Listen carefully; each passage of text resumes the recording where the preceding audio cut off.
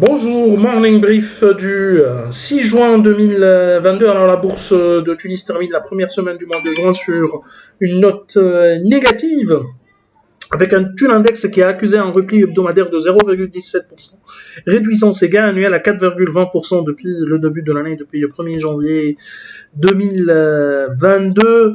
Alors pour ce qui est des principaux écarts de la semaine, à signaler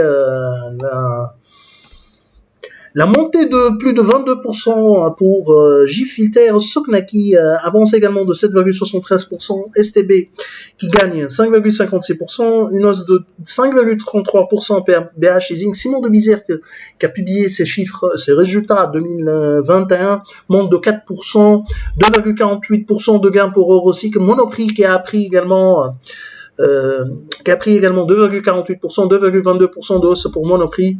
Donc pour Monoprix, 2,22%, ATB qui avance de 1,98%.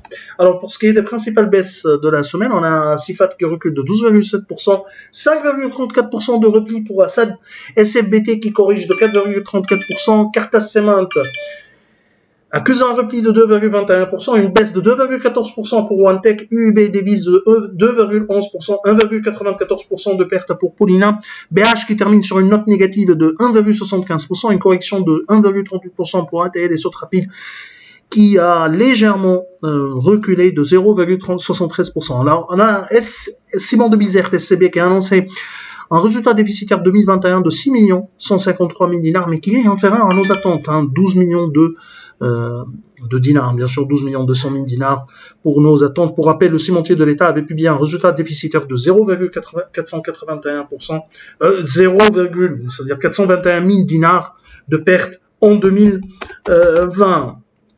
EBITDA 2021 s'établit à 21 142, 19 500 attendus par Alpha Mélan contre 33 13 000 dinars en 2020. La baisse des charges financières, moins 4 600 a atténué le repli du résultat opérationnel. La dette financière nette se monte à 131 382 000 dinars en 2021, alors qu'elle était à 146 117 000 dinars en 2020. C'est tout ce qu'on a pour ce matin. Nous vous remercions pour votre attention. On vous donne rendez-vous pour demain matin. Au revoir, à demain.